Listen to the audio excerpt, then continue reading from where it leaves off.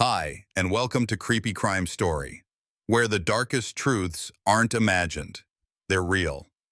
She left work like it was just another day. No warning, no cries for help, just a vet in scrubs, walking to her SUV, headed home to unwind.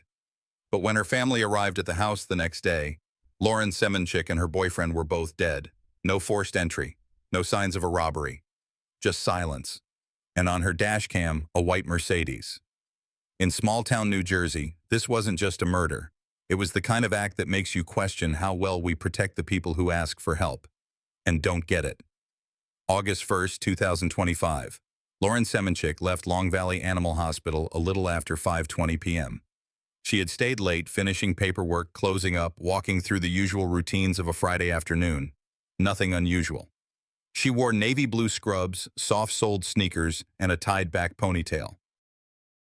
Her vehicle, a dark gray SUV, was equipped with a forward-facing dash camera, something her brother had helped her install earlier that year after a string of disturbing incidents.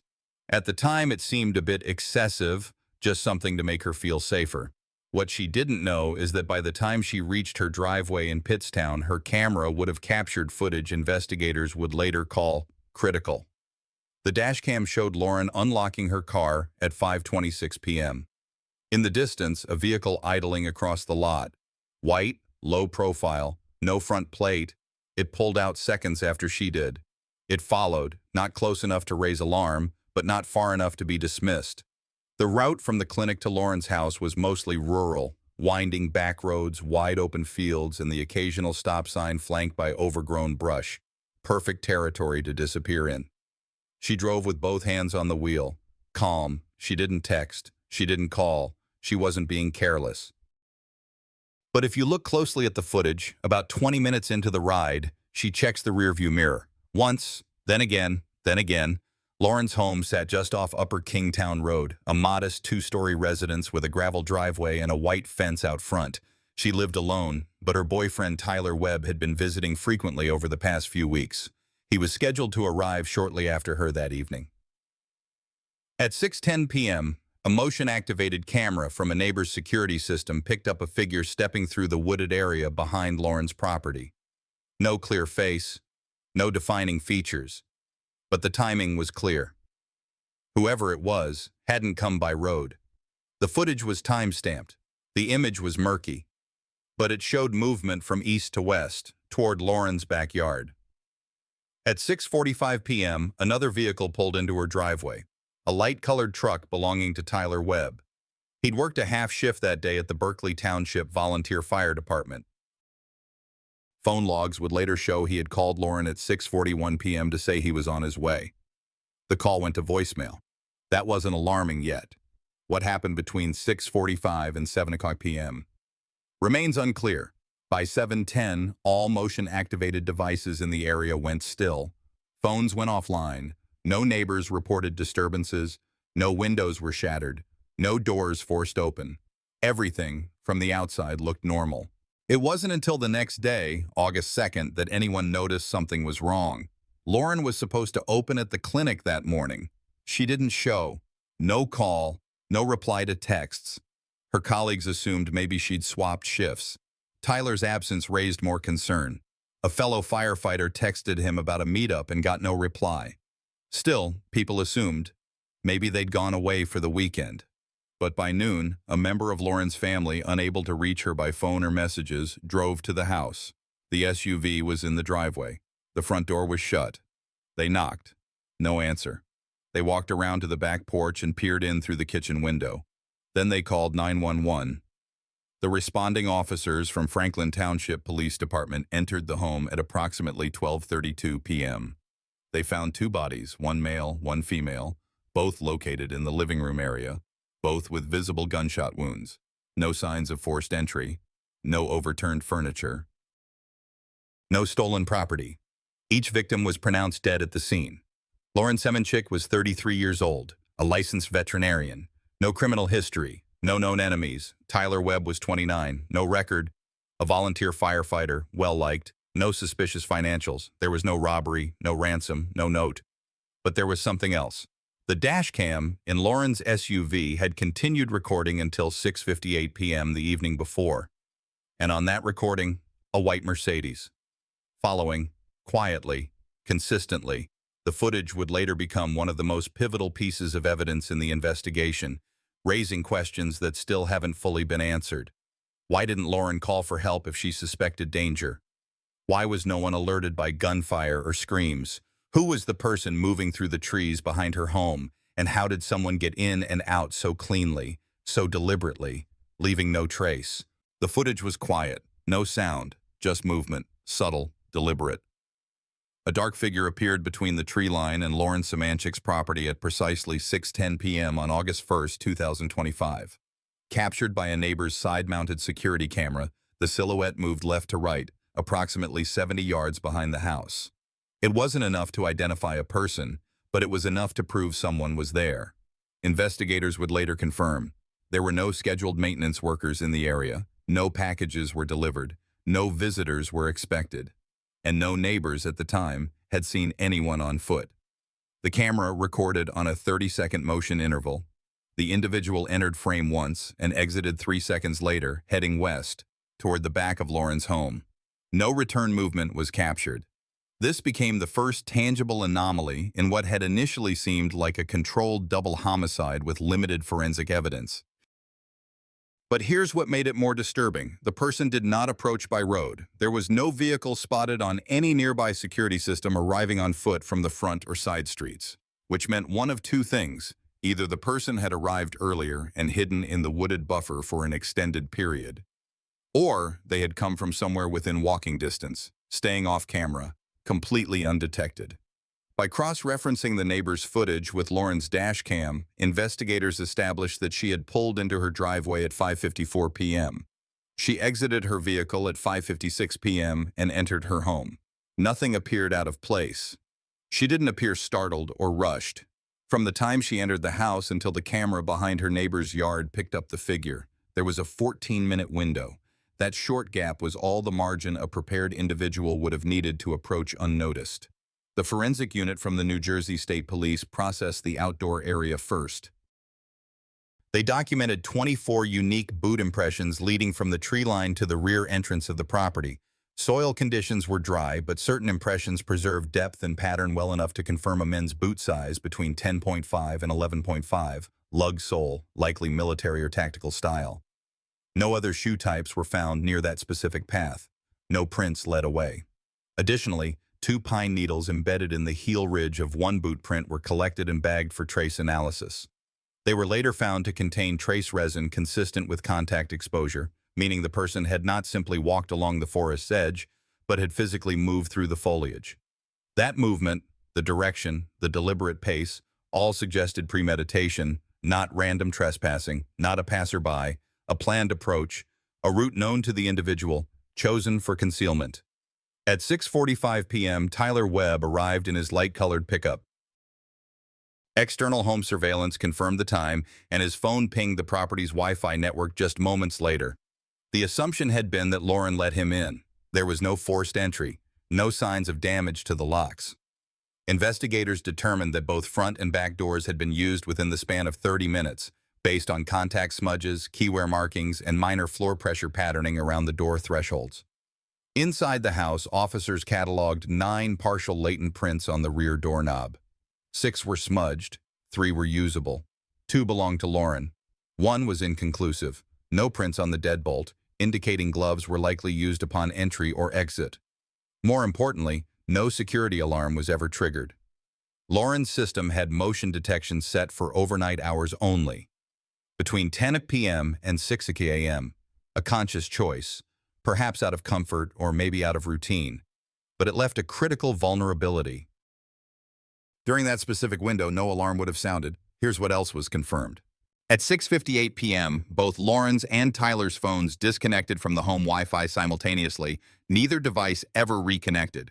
Investigators later examined router logs. The signal drop wasn't gradual. It occurred in a clean disconnection at the same second, a rare event. Why would 2 phones go offline at once? They weren't powered off. Their final GPS pings came through at 6:57 p.m. on site. That suggested one of two possibilities. The Wi-Fi router was shut off at the source, unlikely since it remained active afterward for security camera sync, or the phones were turned to airplane mode, disabled manually or removed from the area. Yet both phones were later recovered inside the home, powered off, with no sign of damage. That meant someone had physically handled them. A person who knew enough to disable digital trace points without destroying the evidence entirely. Meanwhile, neighbors just across the tree line were interviewed. One resident, an elderly man 3 houses down, reported hearing what he described as 2 popping sounds, maybe fireworks, just after sunset. He didn't call 911, citing it as common for this time of year. No other auditory reports came in. No suspicious vehicles were noticed. No one walking away was seen. This was not surprising, considering the back route through the tree line had no lighting, no cameras, and led to a small drainage trail behind the development, rarely used. It's a chilling realization.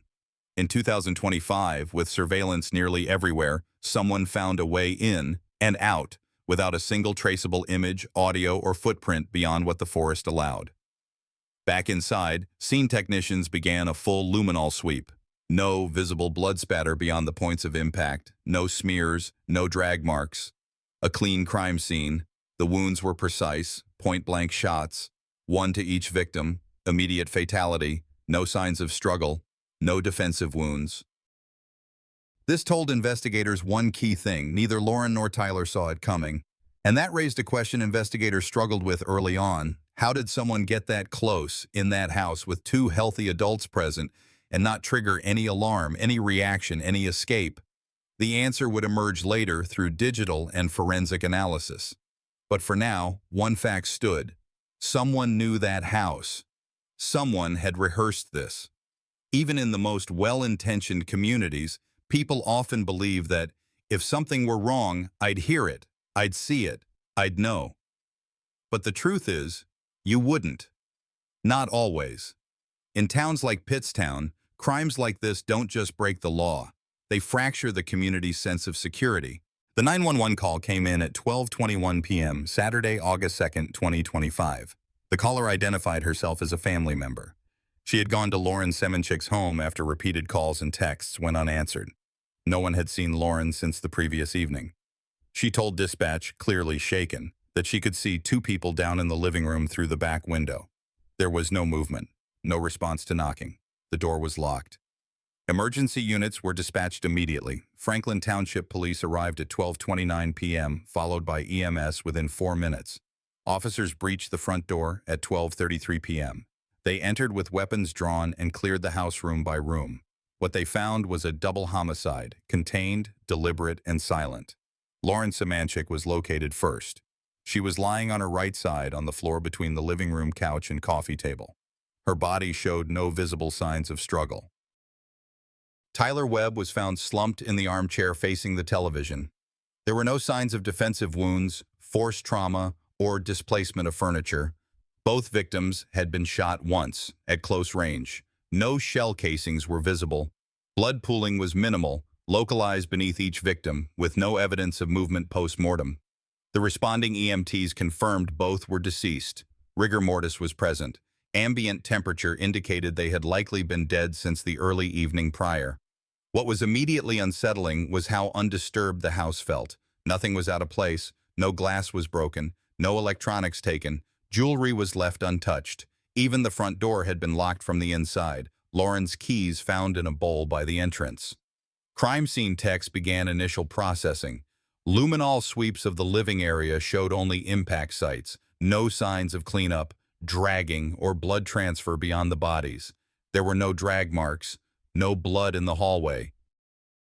No evidence of either victim attempting to flee. From a forensic perspective, this was not a spontaneous act. Whoever had pulled the trigger had full control of the environment and their movements within it. Detective Harris from the Hunterdon County Prosecutor's Office arrived on scene at 1:04 p.m. He began reviewing interior security footage. Lauren's home had limited surveillance, 1 camera in the hallway, 1 pointed toward the front porch, and 1 on the rear patio. All were cloud-synced, motion-based, and still recording. The camera system's last recorded motion event inside the home was time-stamped at 6:44 p.m. the night before, Tyler entering through the front door. After that, no further activity was logged. The footage cut off without incident. The system wasn't tampered with, it simply didn't detect movement after the couple entered. This raised concern. If Lauren and Tyler had been shot, there should have been some indication, footsteps, an intruder passing through. But the angle of the hallway camera missed the living room entirely. The system was designed for security at entry points, not full room coverage. The fact that no movement was logged post 6:44 p.m. pointed to something chilling. The killer had known exactly where to move and how. By 2:20 p.m., both cell phones, Lauren's and Tyler's, were recovered from the kitchen countertop, powered off. The devices were logged and transferred to digital forensic analysts. The assumption was that they had been deliberately disabled before or shortly after the murders. Initial checks showed no missed calls or outgoing messages after 6:41 p.m. the night before. Lauren's work laptop sat unopened on the dining table. Her purse was untouched. No signs of rummaging. Tyler's wallet was still in his back pocket. CSI teams moved to fingerprint dusting. Several clean prints were recovered from the front doorknob and interior hallway light switches, belonging to Lauren. None of the other prints matched Tyler or known family. No foreign prints were recovered from the rear door or any firearm, which was notably absent. This brought up an immediate concern. The weapon was gone. Based on entry wounds and forensic markers, the murder weapon was likely a semi-automatic handgun, possibly .380 or 9mm caliber. Gunshot residue was recovered on the upholstery near Tyler's chair, indicating a close-range shot. No residue was found on either of the victim's hands, ruling out any form of self-inflicted injury. The shooter had come in, executed both victims with precision, taken the weapon and left, without triggering any motion, leaving blood trail, or leaving shell casings. The back door's lock showed no signs of damage. It was a standard single-cylinder deadbolt with interior twist mechanism, engaged at the time of discovery. That detail complicated the theory of external entry unless the assailant exited from the front. However, a critical inconsistency emerged. The front door had also been locked from the inside. Investigators had to consider a third possibility: relock from outside using a spare key or a copied one. The family confirmed Lauren had only 2 house keys. One was on her person. The second was said to be in a drawer in the kitchen, later found missing. That alone was not conclusive, but it signaled a knowledge of the home's layout.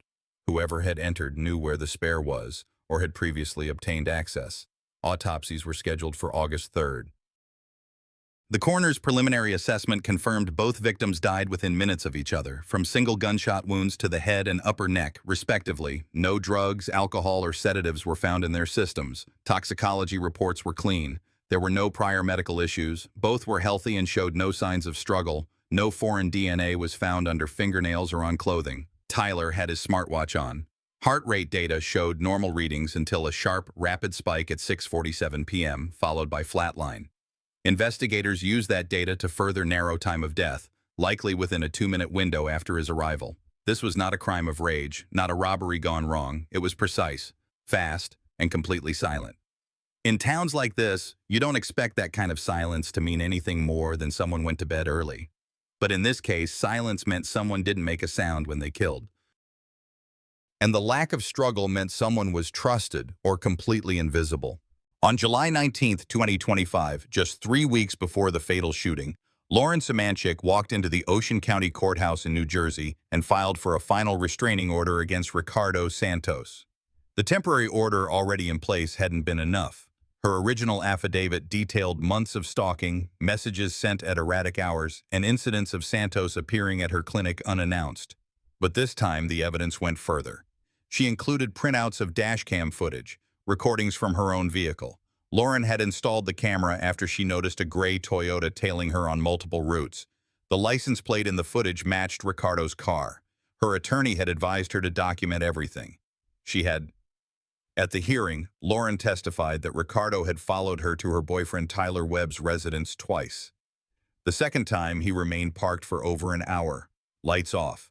She didn't know what he was waiting for, but she feared the answer. The judge granted the final order. Santos was legally barred from coming within 300 feet of Lauren, her workplace, or her home. The ink on that order had barely dried when Santos escalated. Santos's digital behavior revealed patterns of premeditation.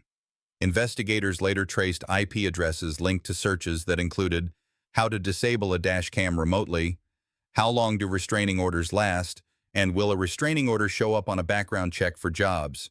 These searches began days after Lauren's new relationship with Tyler Webb became visible on social media. But this wasn't about jealousy in the usual sense. From law enforcement's perspective, this was about control. The psychological profile gathered post-incident noted Ricardo displayed traits consistent with coercive control, escalating harassment masked as concern, repeated boundary violations, and fixation on Lauren's new life without him. Lauren's inner circle, including colleagues at the veterinary clinic, reported that she had changed her routine, parking in new locations, avoiding evening shifts, and asking a coworker to walk her to her car. Her mother, in a recorded statement, said Lauren felt watched, even though there were no direct confrontations in those final weeks. She hadn't seen Ricardo, but she felt him. On August 1st, a local delivery driver, who later became a key witness, recalled seeing a man fitting Ricardo's description parked near Tyler's apartment complex. Stationary, for hours, engine idling. The timestamp, 9:41 p.m. The dashcam footage from a nearby vehicle captured the same car parked in an illegal space behind a row of hedges. He wasn't visible, but the car was. That night, Lauren and Tyler had dinner with friends. It was a normal night. Laughter, drinks, a late Uber ride back to Tyler's unit in Manchester Township. They walked in around 11:22 p.m., and Ricardo Santos followed. He waited 19 minutes, then he moved. Investigators confirmed that Santos used a suppressed handgun, a Ruger 380, purchased illegally out of state. There were no gun registration records in New Jersey. It was untraceable. Ballistics matched casings later recovered at the crime scene, fired from close range and without forced entry. No broken locks, no smashed windows. The medical examiner's report indicated that both Lauren and Tyler were shot at near point-blank range, Tyler in the torso, Lauren in the neck and upper chest. Death was nearly instantaneous. Ricardo's body was found 12 feet from Lauren's, the gun in his right hand, a single self-inflicted gunshot wound to the temple. There was no note, but his phone, still recording audio in his pocket, captured enough. It caught the silence after the gunfire, it caught his breath slowing, and it caught the final single shot. The crime scene, located at Tyler Webb's second-floor apartment in Manchester Township, was sealed off by 2:03 a.m. Neighbors, awakened by muffled bangs and a car alarm that went off moments after, dialed 911. First responders arrived to find the door ajar, blood trailing from the entry to the living room. There was no struggle, no shouting, just execution. There is a brutal finality to premeditated murder-suicide cases, and yet, every case leaves a haunting trail of missed interventions. In Lauren's case, the final restraining order was in place. Her camera had recorded proof. She had changed her routine, but the violence didn't stop at legal paper, and Santos didn't stop at words. By August 2nd, headlines were circulating. Veterinarian, partner killed in murder-suicide despite restraining order. Friends flooded her obituary page with disbelief. One comment read, "She did everything right, everything, and it still wasn't enough." By the morning of August 5th, 2025, law enforcement had a partial timeline, a known suspect, and 2 confirmed fatalities. But what they didn't have, yet, was a complete picture of the final hours leading up to the double homicide. The urgency wasn't just about solving a crime. It was about understanding how a known threat had escalated beyond control, despite legal interventions. Ricardo Santos, 37, had been under scrutiny for months. Records show he had been served a restraining order in early May 2025, following repeated unwanted contact with Lauren Semanchik. Text message evidence extracted from Lauren's phone showed that even after the court order, Ricardo continued to contact her through alternate numbers and online aliases.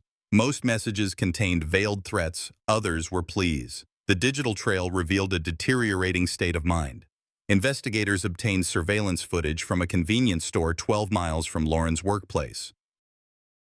On August 4th at 8:13 p.m., Ricardo was seen filling a red gas can and purchasing protein bars, a bottle of water, and duct tape. The timestamp was critical. It confirmed that Ricardo had begun preparing for a stakeout or prolonged wait less than 24 hours before the killings. His black sedan, later identified as a 2010 Chevrolet Malibu, was parked just outside the frame. What disturbed investigators more was a dashcam unit retrieved from his vehicle. It had been running for over 16 hours straight. From the footage, Ricardo appeared to be parked across from Lauren's apartment complex overnight.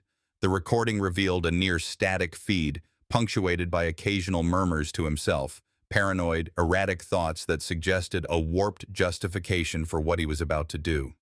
No specific threats were spoken aloud, but law enforcement noted the camera panned slowly to Lauren's building every few minutes. Ricardo was waiting.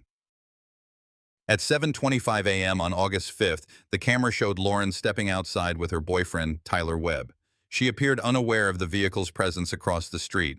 Both entered a white SUV. Within moments, Ricardo started his engine and began tailing them, maintaining a safe distance.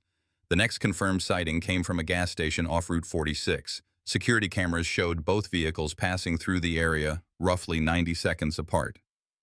At 7:52 a.m., Lauren and Tyler arrived at the animal hospital where she worked.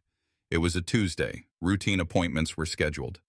Staff later reported that Lauren seemed normal, cheerful, though one coworker noted she kept checking her phone during breaks. At 8:36 a.m., Ricardo's vehicle was captured on a neighboring business's CCTV parked adjacent to the clinic's side entrance, just out of direct view of the hospital's main door. From here, no one saw him, but the dashcam told a different story. The internal clock on the footage matched the clinic's activity logs. At 12:03 p.m., Lauren and Tyler exited the side door, likely heading for lunch. Tyler's hand brushed hers. A faint smile was exchanged. Seconds later, the audio on Ricardo's dashcam caught the sharp click of a car door opening. Then, abruptly, the feed ended. The next record came from a 911 call placed by a pedestrian on Elm Street, 1 block from the clinic. The caller reported gunshots, at least 3, maybe more, coming from a dark-colored car. Within 3 minutes, patrol units were on site. They found 2 victims lying beside a white SUV.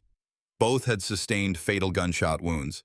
Lauren was struck once in the chest, Tyler twice, once in the abdomen, once in the head. Both were declared dead at the scene. Ricardo's body was located inside his vehicle, engine still running. He had used the same .40 caliber handgun found on the passenger seat to take his own life.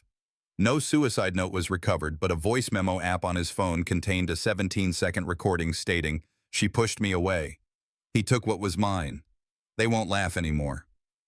The timestamp 12:06 p.m.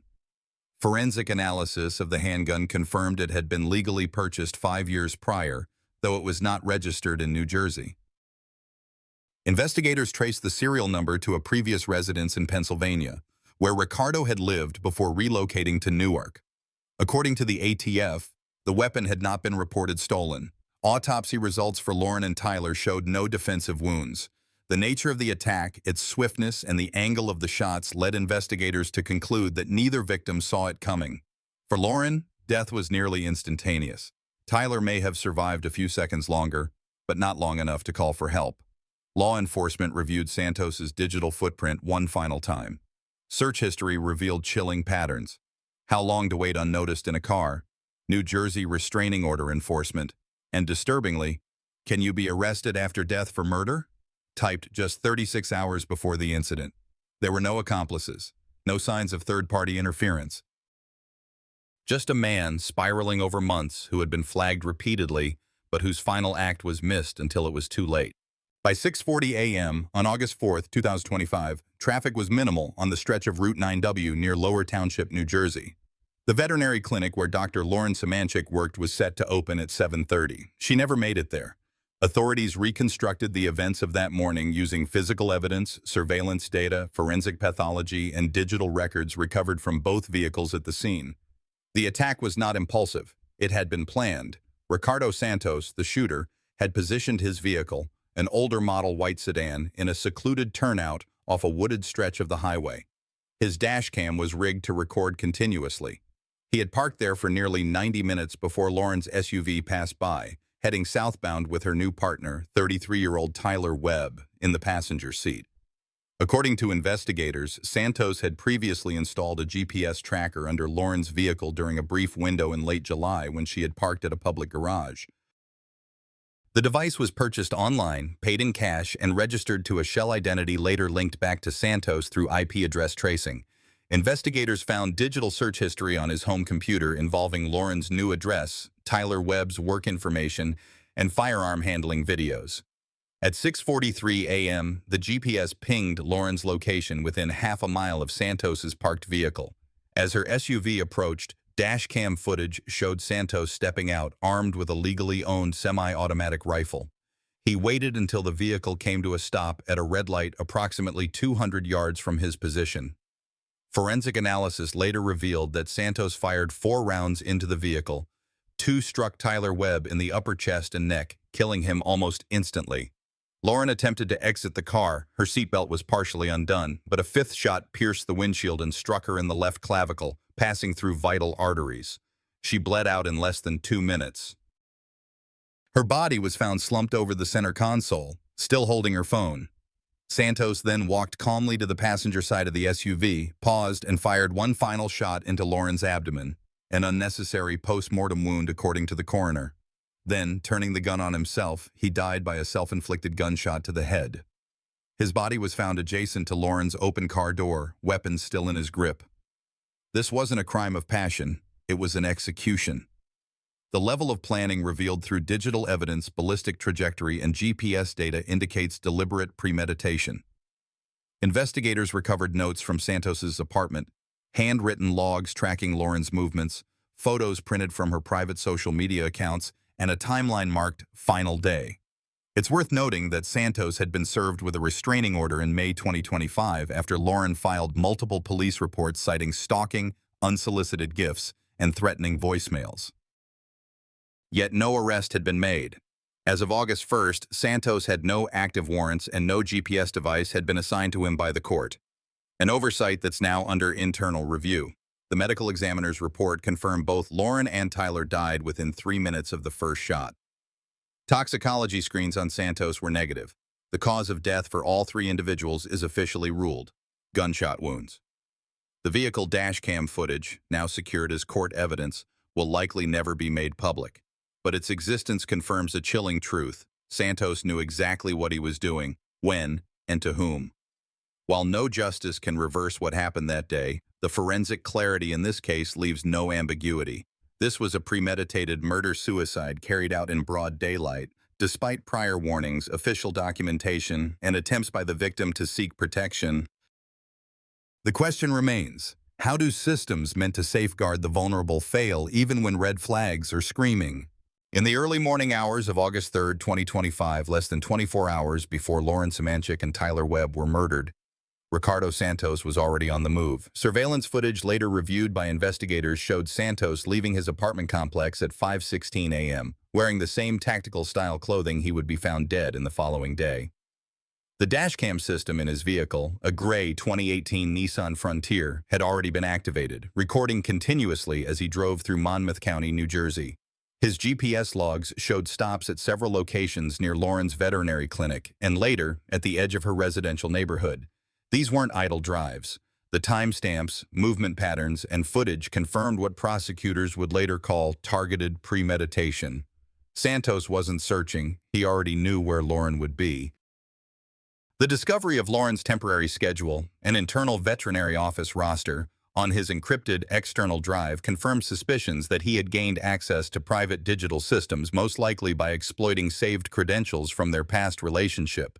He knew she had agreed to switch a shift with a coworker, placing her at the clinic on August 3rd instead of August 4th, her regular day off. It's unclear exactly how long Santos had been planning the attack, but recovered browser history from a second phone registered under an alias, likely purchased in cash, showed searches as early as June 2025 for untraceable firearms, state gun laws, and stalking cases in New Jersey.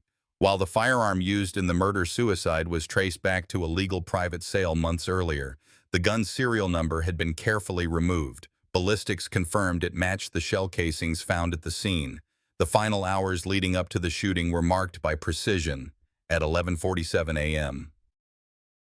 And on August 3rd, Lauren and Tyler were captured on a security camera outside a convenience store.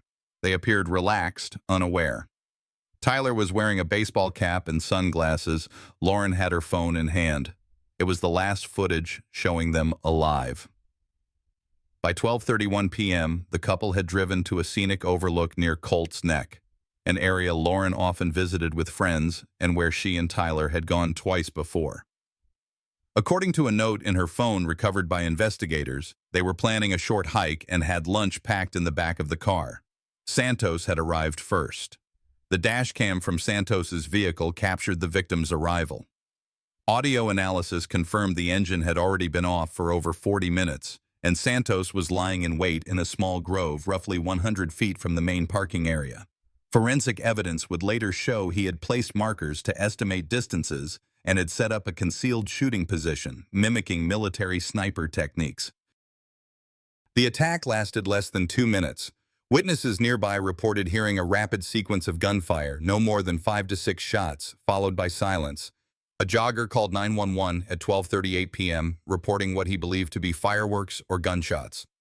When officers arrived just under 7 minutes later, Lauren and Tyler were both dead.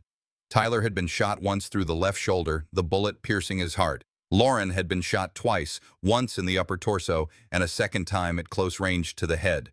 Santos was found lying face down 20 feet away, dead from a self-inflicted gunshot wound to the head. The firearm, a modified 9mm pistol, was found beneath his body. Beside him, his dashcam system continued to record, its final file ending with static at 12:41 p.m. The crime scene was tightly contained. There were no signs of struggle, no defensive wounds. Medical examiners concluded death was instantaneous in both homicide victims. A suicide note found in Santos' backpack was brief, just 4 sentences. No apology, no acknowledgement of guilt, only the phrase, "She made me invisible." Investigators noted the phrase mirrored a line from an online incel forum he had been active on under a pseudonym. Backtracking Santos's movements revealed that he had used the dashcam footage not just to follow Lauren, but to time her habits and routines. On several occasions, he had parked near her apartment and followed her route to work. On at least one occasion, he recorded Tyler dropping her off. These digital patterns, screen recordings, file folders named with dates and locations, offered a chilling glimpse into his mindset. Santos didn't act on impulse. He acted on data. The murders of Lauren Semanchik and Tyler Webb were not spontaneous acts. They were the culmination of a long chain of ignored warnings, failed interventions, and legal gray areas that left Lauren exposed, even after she did everything right. In the weeks leading to the shooting, Lauren had reported multiple incidents: suspicious cars, spoofed texts, strange alerts on her work systems. She had a restraining order. Police documented concerns but lacked authority to act further. Santos never crossed a clear legal line until the night he waited in silence outside Tyler's home. That evening, Lauren and Tyler had planned a quiet night together. Santos, using dashcam surveillance and GPS trackers, already knew. He ambushed them in the driveway. 2 shots at close range ended their lives instantly. Then one final round for himself. Footage recovered from his own vehicle showed days of surveillance. In one clip, Santos whispered while watching Lauren through binoculars. He had been planning this, not out of passion, but out of cold, rehearsed obsession. Public reaction was swift. The community, shocked by the loss of a respected veterinarian and a promising young man, demanded change. Tyler's family released a statement condemning the legal system that documented but did not act.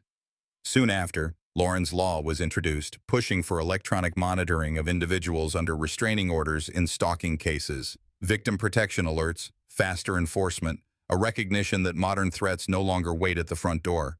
They're already inside the network. Ricardo Santos won't be tried. He left no courtroom drama, no confession.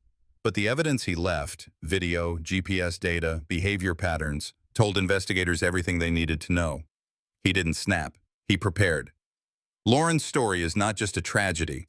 It's a reminder that paper protection without real enforcement is no protection at all. When systems hesitate, people pay the price. I wish this story had a different ending, but maybe, in telling it, we can help someone else write a better one. If you've ever felt unsafe, unheard, or stuck in a system that's too slow to protect you, know this: your voice matters. Speak up. Document everything.